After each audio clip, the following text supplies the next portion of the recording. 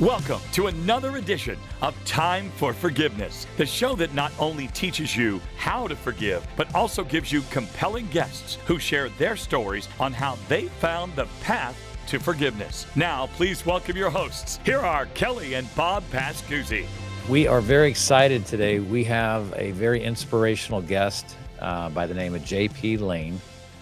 And JP has a huge bio here. I can't give it all the respect and due that it is due to it. So I'm going to hit the high points. But JP Lane is an inspirational speaker, performer, and a Purple Heart veteran. And JP, you really you made me when I read and really became acquainted with your story. I really think about one word, and it's leadership. And I have a great quote I want to read here to our audience that reminded me of you. Leaders must learn to discipline their disappointments. It's not what happens to us. It is what we choose to do about what happens that makes the difference in how our lives turn out. J.P. Lane is a double amputee that was blown up by a 200-pound IED. IED is a improvised explosive device in Afghanistan while on a routine clearing mission. After losing both his legs and going through more than 25 surgeries and so much more, JP decided that he could use his story, perseverance and faith, and never giving up mindset to inspire and help others. JP is also a recording artist. He's performed for two presidential inaugurations, Presidents Obama and Trump.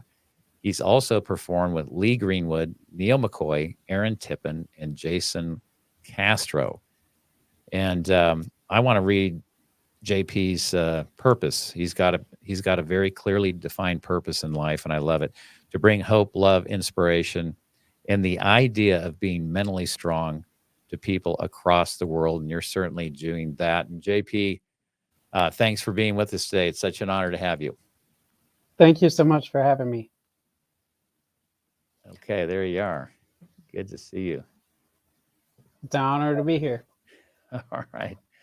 So JP, Robert Pascuzzi, Kelly Pascuzzi, my wife, we're just going to jump right into it. I think Kelly had the first question locked and loaded. I'm going to let her go. Hi, JP. I have had the pleasure of, I've been reading your book, Walking Again. And I first want to encourage everyone that's listening that they need to buy this book for so many reasons. I don't even think we can cover everything in your story today or give it justice. But I wanted to read and start with the introduction because it really moved me in so many ways. But you start out, or this is actually, I think, your wife that wrote this, starting out saying, throughout our lives, we run into negative people. They tell us who we're supposed to be, how we're supposed to act, what we can do and can't do, and the rules we're supposed to conform to. Many people simply follow that path of complacency and lead a life of normality, never challenging what they hear or what they see. But not everyone follows that path. This story is about one man who chose not to listen to those voices of conformity and doubt. A man who chose not to believe the limitations the doctors and therapists had for him. One man who chose to put his trust in God. In the Army, he learned to never accept defeat and to never surrender, and he never has. I just want to start there because, I'm curious, even at a young age, as I'm reading and diving into your story, you really never did choose that path. Why do you think that is? I think people underestimate God's strength and what he can do in our lives. And when he's already a part of your life, it says we can handle all things in the Bible with him. So I figured, well, this is probably on that list of all things. So Right. I should probably keep trusting in him. That's great. It further went into how, kids, we grew up hearing stories about ourselves and they stick our entire lives. And that's really powerful because some of the stories we may hear may really, they could really limit us in what we believe that we could do. But those weren't the childhood stories that you held on to. And I was moved by the first story that you were born as a preemie, and you weighed in at a very strong 5 pounds 6 ounces. I was moved by that because my son was a preemie and he was born at 5 pounds 9 ounces. And he is a very strong-willed individual as well. But the doctors and your dad both commented that you were very strong. And you had said neither could have known at that moment what their words would turn out to be. Yep. It's Yeah, I mean, I wanted this bring the audience into a full awareness of what what you went through during your service, JP. Because as I read this the first time, I was just blown away. The severity of your injuries and what you had to persevere and come back from to be where you are today, and it's very inspiring. But for the audience, this explosion resulted in putting JP in a coma for 6 weeks. JP lost both legs, his right arm snapped in half, lost his 4 front teeth, pelvis snapped in half, spine dislocated from his pelvis, and everything in his torso was destroyed by shrapnel except for his heart and left lung. In total, 26 injuries, 28 surgeries, and obviously changed the course of your life forever, JP. But one thing that I'm just curious is when you did come out of coma and you had consciousness, and I mean, what was, do you remember? You had to remember what was going through your mind at that point. Oh yeah, I will actually never forget that day. Number one, I have a picture that my dad took of my very first day out of my coma, which he thought it was a good photo op time, I guess. I don't know. That's pretty hilarious. But when I was able to talk, because I had a tracheotomy in my throat and everything, when I was finally able to say words, I looked at my dad and I was like, well, this is different. And everybody chuckled, but what was going through my mind was, I can't take this back. I don't have a time machine. I don't have my parents weren't lizards. I can't grow my legs back. So what's next? What am I going to do with this situation? And when I tried relying on my own strength, it didn't go so well. Mm-hmm. And so I realized that I was going to have to continue to give it to God, even though no matter how painful it was, no matter how difficult the situation, and it didn't even matter how long it was going to take. Well, that's easier said than done. I can't imagine.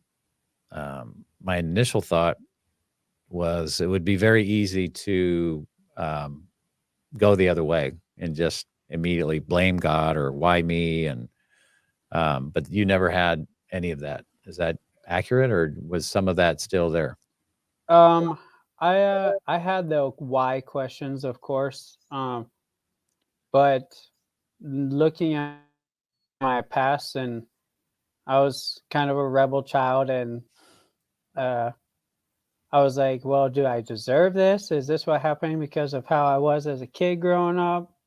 All of these questions, but ultimately, people, when something tragic like this happens, they do tend to ask God why. They tend to get frustrated and angry at him and all of these things, but we tend to forget one very big key aspect of life, and that is he allows free will here to happen on earth so that we can turn to him. So he didn't cause this to happen. Free will caused it to happen with the evil that exists on this planet, but he was there to help get me through it from the very beginning. In fact, he was there even in the truck when I was being blown up, because I don't know if some people know this, but I have the sniper's prayer, which is scriptures from the Bible, tattooed on my left side, and everything else got cut up, and shrapnel penetrated my body armor and my actual body, but that scripture was never touched. Wow, that's amazing. And this particular bomb, this is the first time that this size of a bomb penetrated the type of vehicle you were driving in. Is that right? So it wasn't expected. Is that safe to say? Yeah, I would say that's safe to say. We didn't expect them to develop a new idea of how to get an IED to actually penetrate through our truck, because that's never happened before. Hmm. The bottom of our trucks are in the shape of a V, which allows the explosion to go up and away from the vehicle, the inside of the vehicle. So when they figured out how to get through our trucks, you were correct. My RG31 was the first truck of its type to ever be penetrated in history, and it went straight through my vehicle like butter. Wow. The any of the other troops in the vehicle with you, was anybody else injured or killed as badly as you were? Thank God, no. My gunner, who was in the turret, didn't get a scratch, and my passenger only broke his right leg, I believe, from the impact of our truck flying up in the air and then slamming down on the passenger side, on his side. He healed up pretty quickly from that. So I'm very grateful that I was the one who took the brunt of that blast. So Well, I go back to and that's amazing. That would have been easy to, I think, to just go into a mindset of you know a dark place, because the two people you were with walked away unscathed, and here you were.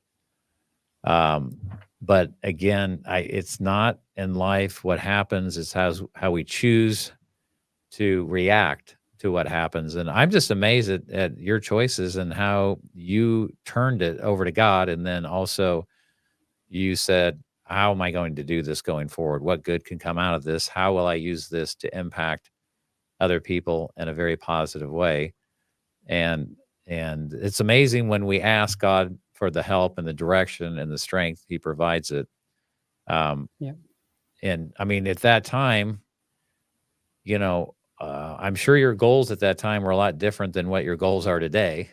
oh yeah. You know, you're trying to figure out, how am I going to get out of this bed?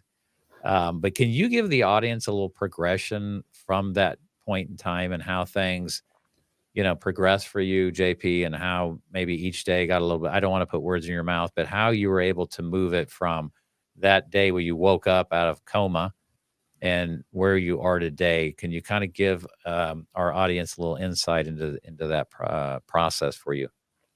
Yeah, absolutely. Well, as you know, when we try to rely on our own strength and on our own understanding, it typically doesn't go too well for us. And that being said, after my coma, I did try relying on my own strength because I was taught to never give up, and this was just going to be another uh, road bump or mountain in my path that I needed to get through and get past. But every time I would look in the mirror, I would see a monster, someone that um, I didn't want to live like this anymore, and the negative thoughts messing with my mind, and the pills messing with my mind, and all of that, to the point where throughout about a year and a half time span, while I was either in the hospital or in therapy, I almost took my life 12 times. And that was trying to rely on my own strength. Then I was like, okay, God, I'm done. I need help. I need you to be there for me, and I'm done trying to do this on my own. And he reminded me that the world wants us to live in that negative, that PTSD mindset with everything we've been through, the trauma we've experienced. And he said, didn't I say that I'm the ultimate healer? Didn't I say that I will take care of you and heal what you're going through? And so when I gave it to him, he turned my PTSD into post-traumatic successful domination. Wow. Okay. Can we pause on that? I want to write that down. Post-traumatic positive domination. Post-traumatic successful domination. Successful domination. Love that. That's what God can do for me and every single person that exists on this planet, because he is the ultimate healer. We just have to fully trust in him. So that's what I did. And he healed the burns and the damage that sustained on my legs, where the doctor said I would not be a candidate for prosthetics. He healed the tracheotomy that I had and damaged vocal cords, where they said I would talk funny for the rest of my life. I did have to go through speech therapy and learn how to talk again, and I would never sing. However, God's like, that's his favorite passion that I gave him, so he's going to sing for the rest of his life. I love that. I love it. So That's amazing. I do want to talk about your recording career too, and what you're doing there. absolutely. I kind of want to take a little deeper walk in your faith with you. Throughout the book, it seemed like I don't know if you'd call it premonitions or knowings. And there was a segment where you had said you had some time off, your dad was with you, and he said, I don't want you to go back. I have a bad feeling. And you said, I'll be good, Dad. Even if I lose my legs, I'll be okay. Yep. I I will mean, never forget that moment. hmm, That's when you know the Holy Spirit is with you, and sometimes needs to speak before you speak, because he was preparing my dad. He wasn't telling me anything. I had no idea why I was saying that. Who in their right mind would say, even if I lose my legs or my feet or whatever, I'll be all right? Nobody in their right mind says those things. Mm. But the Holy Spirit was telling my dad, I got him. You don't have to worry. And that's like, every time I think about that, I get emotional, because it's amazing how God is Yeah. and how he works.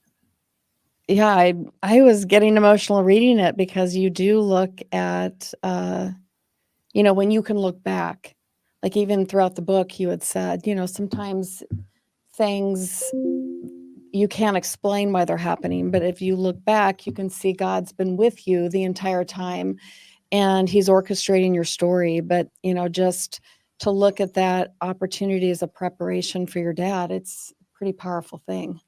Yeah. I didn't really get a sense of how long the recovery process took. I guess when you felt like you were able to function somewhat independently. How long how many years did that last?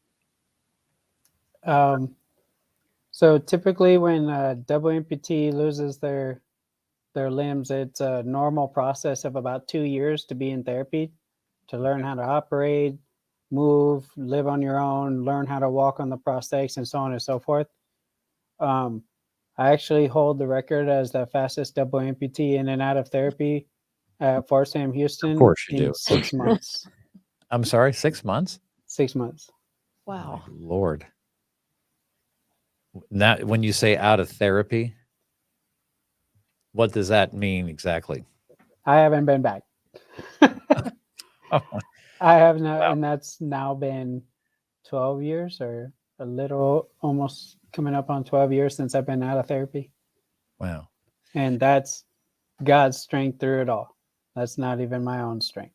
Well, I do believe it's God's strength, but it's also you, the will and the Mhm. power of a decision. You probably had to choose to make a very definite decision that I'm going to do this. Yeah, well, to me, firsthand experience showed me that trying to do things on my own, I was not gonna succeed. And we're not meant to live this life just trying to do things just by ourselves. So, like I said, when I gave it to God and I was like, okay, what are you gonna do with this situation? Because clearly I didn't exactly plan on being a double amputee, and I'm not strong enough to handle this on my own. So once I gave it to him, literally that's when everything changed. It was like a flip of a script, 180 degrees. My life started getting better. That didn't mean there weren't complications. However, that means that he was giving me the strength to get through those difficult moments and continue pressing forward in life. So I'm very grateful. And JP, like Kelly said, I do believe that the greatest power that we've been given is the power of decision. Yeah. And the decision in your case was, what does this mean for me going forward? What am I going to do? But you are asking the right questions instead of the decision of, why me? And so because of that, you found a new meaning in your life and a way to inspire and really help people all over the globe and in service. And I love how you were able to go back to Afghanistan and have somewhat of a homecoming. Can you tell us about that a little bit more in detail and what that meant to you to be able to go back there? And then, as you said, it wasn't just being there, it was leaving. And describe that for our audience, please. So that was a trip I will never forget. The reason I say that is because I went with the expectation of, cool, I'm going to get to go tell my story to my brothers and sisters in arms over there that are serving currently in harm's way and just give them a little bit of inspiration. But little did I know there were going to be little cherries on top that would make the trip even more amazing while I was there. For example, I was telling the command that were in charge of our trip, hey, I know this is a weird request, but is there any chance that there's an RG-31 here in theater? And they said, well, we've swapped out all the vehicles, so we don't know if there's any more RG-31s left, but we'll go ahead and look for you. And we were at the range with some soldiers doing some stuff, and I hear they say, Lane, look behind you. And I turn around, and what do you know? One remaining RG-31 that's in theater comes rolling up. Wow. And I climb up into the driver's seat where I was blown up 7 years prior. And I sat down in that seat and I just bawled my eyes out. I bet, yeah. And it wasn't tears of sadness. It was tears of joy, realizing how far I had come because I didn't give up all those years ago. And It was just so healing to be able to realize, you know what? We're meant to look at the situation that we've been through and face it and tell it nice try and continue moving forward and continue living life every single day. And this moment represented that mindset of never giving up. And I got to experience that because I didn't. Amen. Yeah. That's very powerful, JP. I when you were describing it, I could see it in my mind, and that had to be such a powerful moment for you coming back home. And then, can you describe the day that you returned from Afghanistan? How did that feel, and what did that mean to you? So the day I returned, I was literally the happiest guy / robot on planet Earth. And just so excited that not only did I get to inspire my brothers and sisters in arms and remind them that they can overcome no matter what they face in this life, but then I got to let a lot of anger and frustration and everything go where it belonged that I had just suppressed or tried suppressing and holding on to. We're not meant to hold on to that at all. So I let it go over there as well. And so coming home was just amazing. And I felt like I was on top of the world. And for anyone that follows the Bible, they know that sometimes moments like that will try to be stopped by the enemy very quickly. And within a couple of days, my wife and I were coming home from the gym, and we were in a car accident that flipped and rolled our Jeep 3 times and put both of us in the hospital. And it was crazy. It was very painful. And you'd think I'd been through enough already, but that's what I was. Yeah. I mean, really, it's exactly why now this it flipped 3 times, but what I read was that neither of you were seriously injured.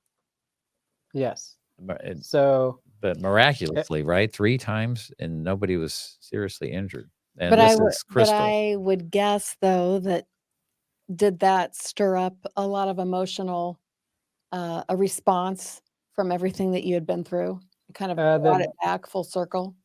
yeah, it did for a little bit. The devil tried getting in my head, but the smells from that impact and all of that were almost identical to when I was blown up. Hmm. And so it did trigger like the negative part of that explosion that I was in.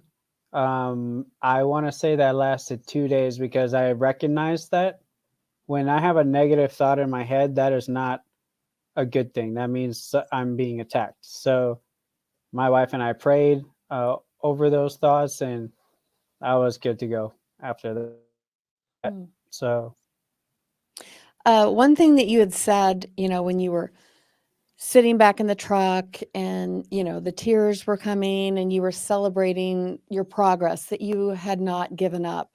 It appeared throughout your story that people were placed there at the appropriate time, maybe just to encourage, support. And I would love if you would tell the story of the elderly couple.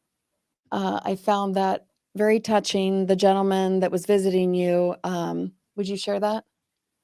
which one? Actually, that's There was a lady, an older, that came with a basket, and then the gentleman kept saying that you'll be out, walking. oh yeah, from the hospital. Oh, okay. So I have a lot of older couples that are my favorite that I like to talk about. So yes, they were from the very beginning when I was in the hospital, and um, they would come around pretty much on a weekly basis to cheer up the veterans who had been injured. And um, of course, I'm on medications, and my mind's not exactly in a positive place for this situation.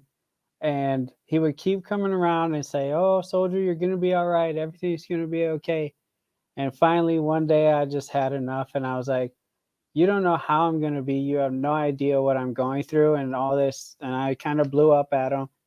Well, come to find out, he leans over, and this gentleman rolls up his pant leg, and he's on a prosthetic too. Wow. That Wow. Yeah. that shut me up real quick, and it made me realize that if Noah from Noah's Ark could be walking on a prosthetic, because that's how old he was, I'm pretty sure, then what's my excuse? But it was just amazing that he was walking around the hospital, the whole hospital floor, to give love to soldiers who had been in the same situation. Like, He didn't work at the that's hospital, love. JP. He was just there. No, Yeah. Trying to help. no, yeah, just a volunteer. That's They would bake cookies and bring in little baskets, and that's it. Sometimes our acts of kindness, like we have no idea the ripple effect and the impact that it can have in someone's life. So I just thought that was really powerful, and I appreciate you sharing that story. Yeah, that's now we get to, I'm sure because of those moments that it generated that love and that heart for giving, because that's what my wife and I do constantly is we give back everywhere we possibly can. And it's because, again, yeah, somebody passed that on. You never Right know on. what. And JP, so let's segue into that because I'd like to talk about, your, I call it a career, but I guess it's your path and what you've devoted your life to since, those days in the military. And you went on, you're a recording artist, and, you've done some amazing things. You performed at 2 presidential inaugurations, as I mentioned, Obama and Trump. And you sang, I love Lee Greenwood. Everybody knows, proud to be an American, one of the great anthems. And can you tell us about that? Like, how did this all develop? And now you're speaking all over the world. Like, give us some sense and context around how this all kind of began to take shape for you. Well, I guess it would start with probably back in 2012. So shortly after I got my prosthetics and got out of the hospital and therapy and all that, I realized very quickly, okay, the doctor said I would never sing. I went through speech therapy, learned how to talk, and there was a song that really inspired me called Only a Mountain by Jason Castro. And it talks about our situation only being a mountain, that we can get past it. And I realized, you know what? This is just a mountain. As painful as it is, as difficult as this may seem, and as impossible as the uh, future ahead looks for me, I can get past this with God's help. So I heard that song and, of course, was bawling my eyes out in the car when I was listening to it. But immediately I heard the Holy Spirit tell me, go pick up a guitar and start doing music. So I went to the closest guitar center or whatever guitar store that was near me, grabbed a guitar, the cables, everything to start learning how to play. Oh, you didn't even know how to play guitar at No. that time. No, Oh, no, my no. goodness. I just assumed you already knew how to do that. You were doing it as a kid. No, I was a Really drummer cool. growing up, actually. So the whole part of using your feet, and now they're gone, and Right. now Yeah. what do I do? Mhm. No, yeah, it was quite interesting. That's So, really oh, cool. and I'm missing a finger from the blast. So having to learn Mhm. how to play guitar with like adjusting all the digits and whatnot. But Just one more obstacle yeah, it's just to one. overcome. Just once you beat the next obstacle, then Right. there's just one more. No biggie for JP. But I learned how to play that song specifically, and I put it on YouTube. And next thing you know, I get a call. Someone had seen it, and they asked me if I wanted to play that song at the presidential inauguration for Obama in 2013. And I'm like, I'm pretty sure you have the wrong JP Lane. I don't know if there's another Yeah, one of me, but I'm pretty sure you have the yeah, wrong you're guy. not going from, I thought like maybe a local high school or something, but you went right from learning how to play to you're at the Yeah. inauguration. Wow. Yeah, I was like, I've only been playing guitar for 3 months and I've never even performed this song live. Look how God So responds, I'm right? You're right to the y- he'll top, use maybe. anybody. Yeah. You just got to be willing. And so I was like, okay, well, I do. They said, well, you're the JP Lane that has no legs, right? And I'm like, oh, okay, yeah, that's definitely me. So, You can't mistake that fact. Okay. right. Wow. So I went and performed, and then little did I know it would be on like live TV. I mean, well, TV and the radio and all that fun stuff. And it would fast track. Well, I wouldn't say fast track, but it would kick off my career. That I didn't think music was actually going to be a career. I just thought it was going to be therapy to help me get through physical therapy. Because Mhm. it kept, when I play music and sing, it keeps my mind off of everything else, you know? Right. So I Absolutely. just thought it was going to be therapy.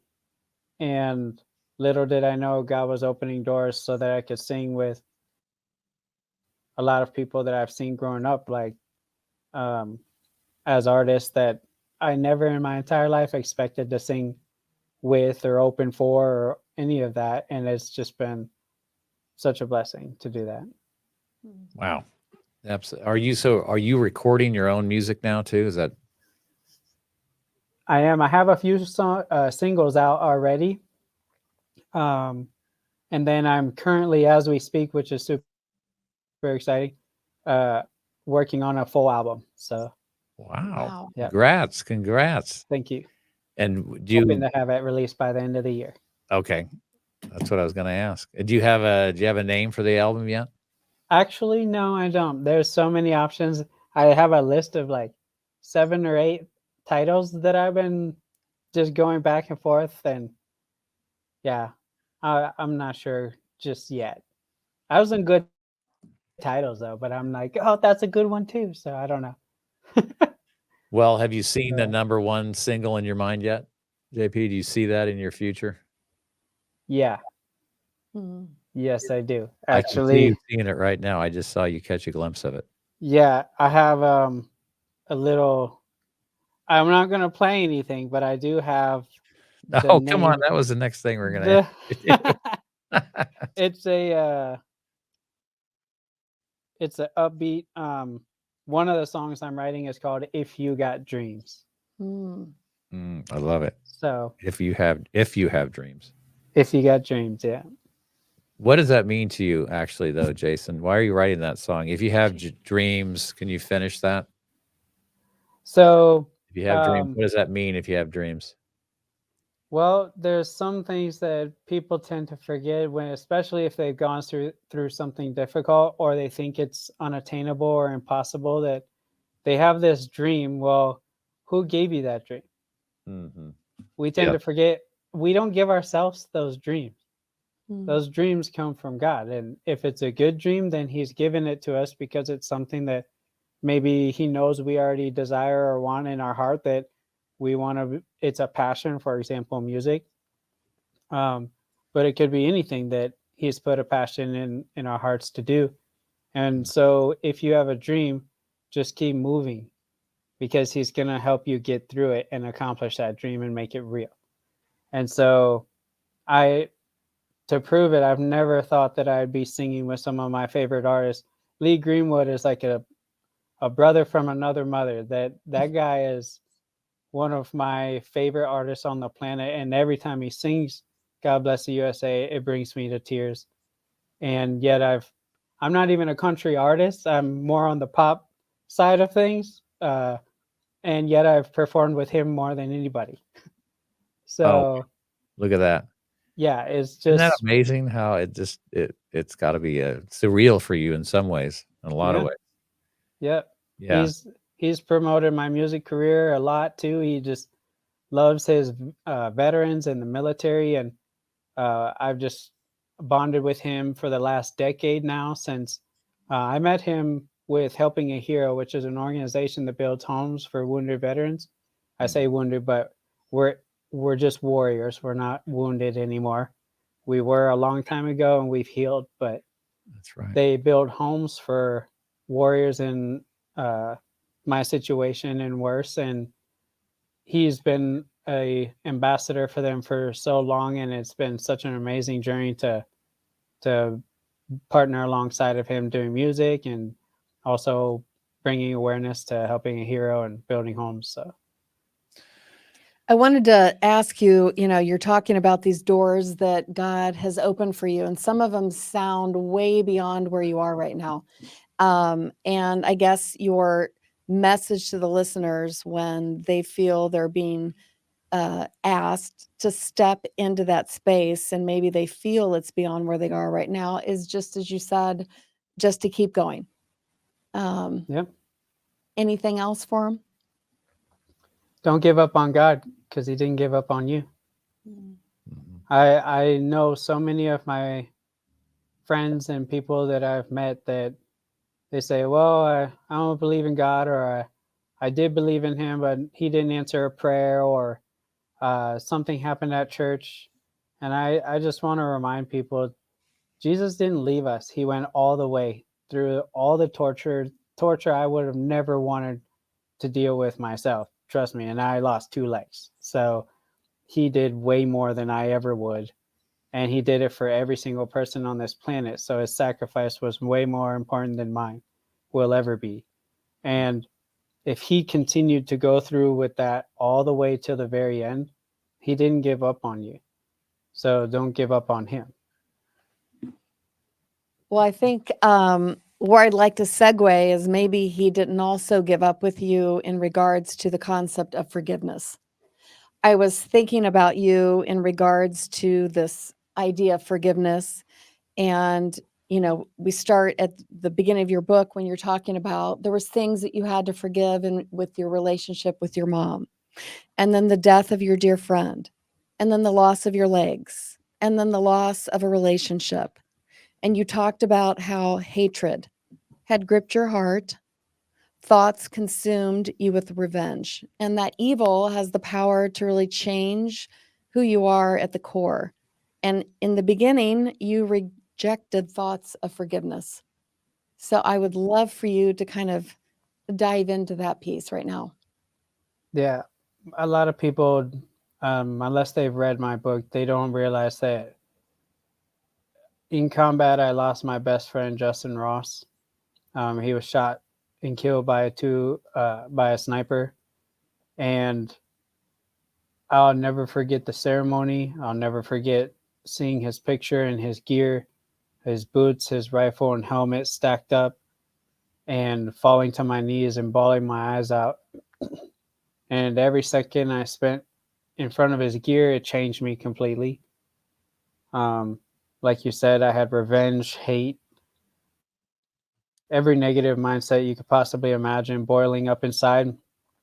And I know that if I would have come home like that, that it would have been very difficult to continue moving forward. And so, as stubborn as I am, God knew that it was going to take a 200-pound bomb to stop me from thinking that way and turn back to Him. No matter the craziness happening in the world, no matter the destruction and the death and the chaos and everything, if we keep our eyes on Jesus, we're going to be able to get through it. No matter our own understanding, we can get through it. So that had to happen. I had to come home in this situation because those feet that I had before were leading me further and further away from God. So He gave me prosthetic feet, the right feet, to get me right back to Him, and to be able to delete that anger, that frustration.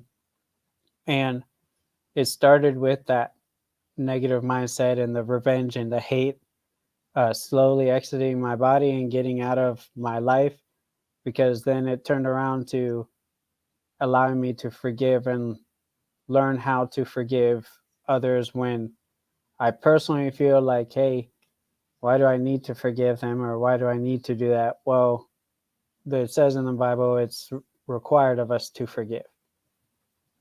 And I heard it best said, if I forgive others for their faults and the things that they've done to me in my life, then the Lord will forgive me for the sins that I committed while I was here too.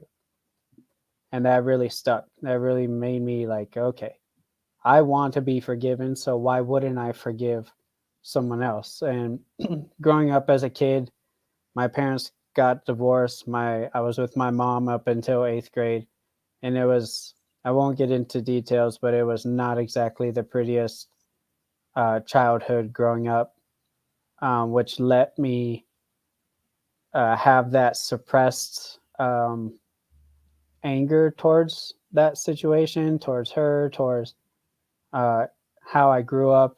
And God needed me to forgive and let go of all of that. And I didn't. All my childhood growing up, and mind you, I was 23 years old when I was blown up. So it took all the way until I was 23 years old, being blown up, something tragic happening, me almost dying, then returning back to God and saying, I can't do this anymore. And He's like, yeah, I also know you can't do it. So I'm going to be here to give you the strength, but I also need you to do what it says in the Word, to forgive. And that, all of that combined together, that being able to let go of the hate, let go of the revenge, let go of the past memories and the things that had happened to me, and be able to forgive, took all that weight off my shoulders and allowed me to actually do something pretty important with life: breathe. Well, it's really powerful, JP. Thank you for sharing that. I'm just curious though, somebody listening to your story that would think maybe something like, well, I understand your story and that's really amazing, but you don't really understand my story, what I've gone through, and I just don't feel like I am able to forgive. You probably had people that have said this to you. I mean, or they might say, how do I forgive? What would your response to that be? My response would be, first off, I always tell people the greatest book on planet Earth is The Basic Instructions Before Leaving Earth. Bible. The Bible. And in that book, it tells us that we are required to forgive. And it's actually not for the other person. It's for ourselves to heal. Hmm. So I would challenge them. There are many people on this planet that thought it's impossible to forgive others for what they have done. I watched a documentary of a gentleman who forgave right there in the courts a person who killed his own son. And I could not stop crying. That's God's love and mercy right there. When you forgive someone, it's not for them, it's for you. And it allows you to continue moving forward the way God intended to for you to move in your life. So if we hold on to that unforgiveness, if we hold on to that hate and that um, negative thoughts of what had happened, that's actually hindering us from living the life that God wants us to live. And when you let go and let God, He'll put others in front of you that you can teach them how to do the same thing. My story might not relate to others. I tell people all the time, my 200-pound bomb might not be your 200-pound bomb.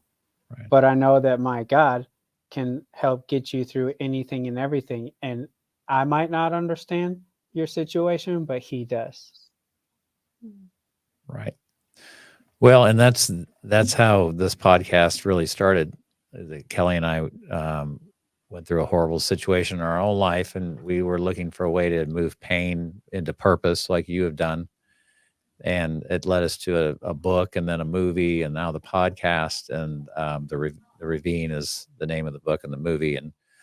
And so, as you said, when you turn it over and you release that weight, then you make space for the good that you really desire, and He'll fill that space, like He's done for you. So that's very inspirational. And the other thing that you mentioned, I wanted to go back and touch on real quick, JP, is you said that you were talking about things happening and they're not happening in our timeline and so forth. And one of the phrases that I heard a long time ago, but I think it's true, it's very powerful, is that God's delays are not God's denials. Just because it hasn't happened yet doesn't mean it's not going to happen, but it's not always on our timeline.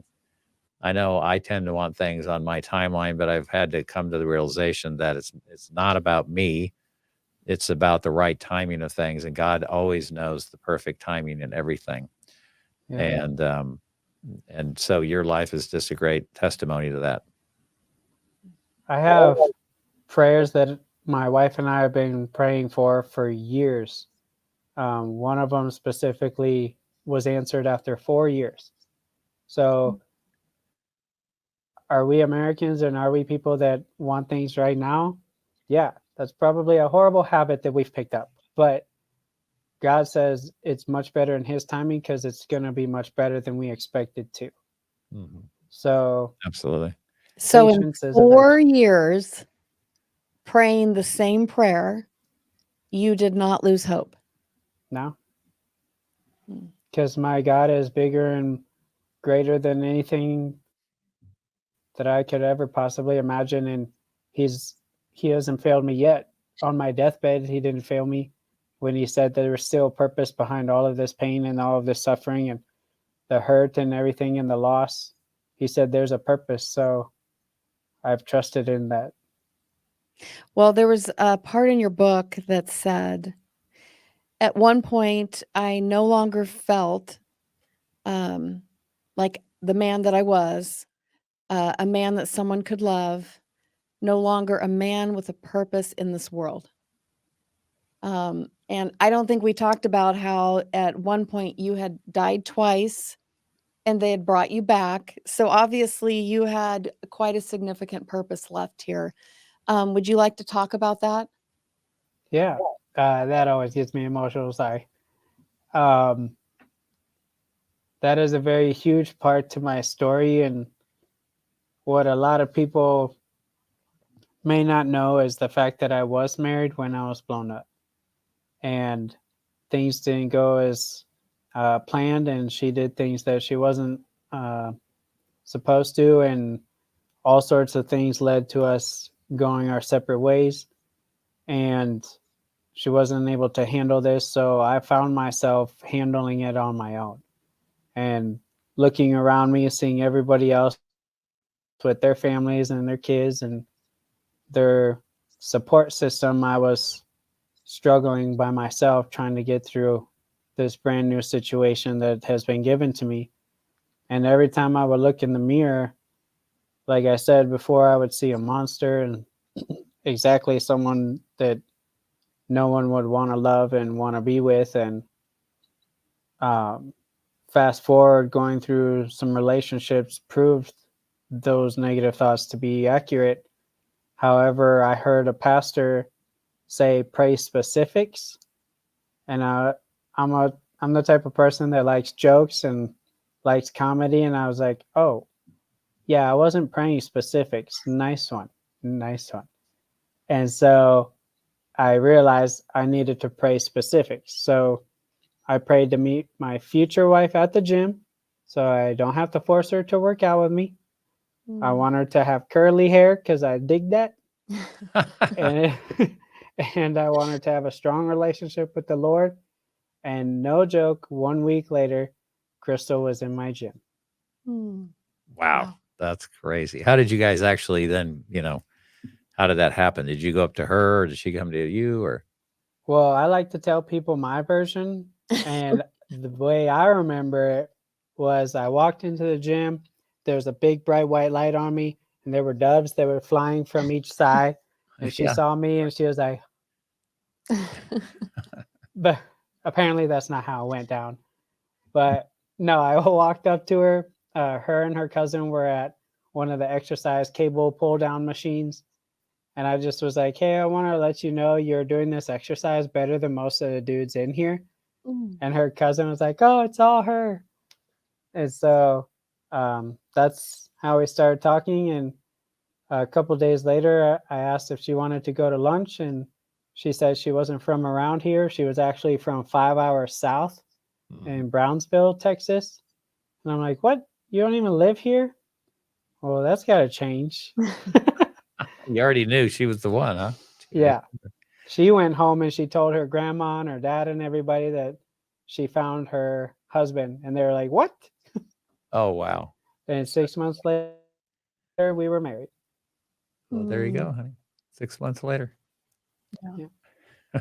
I think we were 5 months after. Oh, nice. So, yeah. You really, really knew. You know, and you know, right, JP? Yeah. That's a great story. That's But so awesome. I think that is really powerful to pray the specifics. Yeah. But it also starts with knowing exactly what you want. Yeah. And I think very few people can say what it is that they really want. And so it's just a great reminder to all of us to really and well, not to say what they really want, but to believe they deserve it. And believe that God's going to provide. That's the one thing we fail to do. We tend to look at faith all around us and expect or put our trust in humanity, and humanity fails. We're all imperfect human beings. But when we fully put our faith in God, the one who can deliver, the one who can heal, the one who can take care of our needs, and he knows our passions and what we truly do need, he will answer those prayers. And so that's at that point, I know for a fact that my faith was fully trusting in the Lord, providing someone who would love me for me and my situation. And I knew that he could deliver because he's already gotten me through so much. Well, I think you said something very profound. Sometimes we're looking through things through our lens and we only experience life in terms of, our perception of it. But you have a very different perception because of what you've been through and what God has helped you get to. And so you look at things differently. And I think that's very important. Sometimes there's Dr. Wayne Dyer said, when you change the way you look at a thing, the thing you look at will change. Yeah. And JP, you are just such a, awesome example of somebody who was able to change the way you were looking at your situation at that time. And look what you've done with it. Look what the Lord has provided. And also, I just thank you for inspiring me and Kelly and our audience today of really what God can do for us and his mercy and his greatness when we turn it over to him and we truly rely on him. So thank you for that message. And is there anything else, honey, that we're coming up on the hour. We told JP we would let him get to the gym. I just want to encourage everyone to purchase Walking Again. You will be so inspired, and I think it's going to gift everyone an opportunity for that new lens, that new perspective, to maybe look at something different in your own life. And JP, are you on tour right now, or will you be coming to the Midwest anytime soon? The Midwest. Well, currently I'm touring a little bit here and there for speaking engagements across the U.S. But my number one thing that I'm currently doing is, I don't know if you've heard of the Warrior Games. I'm about to do the trials to join Team Army next week. So that's awesome. Yeah, looking forward to that. The trials, meaning you're competing to gain a spot, earn a spot on Team Warrior?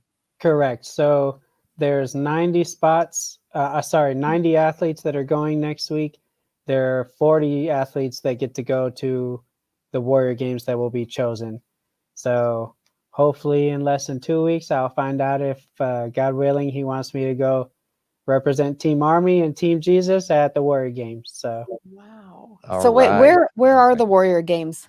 They'll be in Orlando at Disney, and it's June 20th through July 1st. June 20th. Yeah. And I'll be doing 7 events. Through July 30th. Well, we will be there to support you. Yes. So I'm looking forward to it. That's fantastic. Congratulations in advance. It's done, Thank JP. you. It's already done. I can see it now. This is Thank you. very inspiring. Amen. Amen. All right. Well, JP, thanks again. It's been such just a real pleasure and an honor to have you on Time for Forgiveness today. And to our audience, we appreciate you being here and being motivated and inspired and learning also that it's God's plan for us to forgive, and we can do that. So until our next episode, we'll see you again on Time for Forgiveness. Wow, what an exciting episode. Thank you so much for listening and for watching Time for Forgiveness. Hey, listen, visit our website at timeforforgiveness.org. And here's the great news. You can now download our workbook. Just click on the QR code. It's that simple. You can also message us on our website because we read every single message, and we certainly love to help. You can also reach us on our socials on Instagram and Facebook, and you can email us, again, at info@timeforforgiveness.org. I'm Sean Parr for Bob and Kelly Pascuzzi. We'll see you next time on Time for Forgiveness.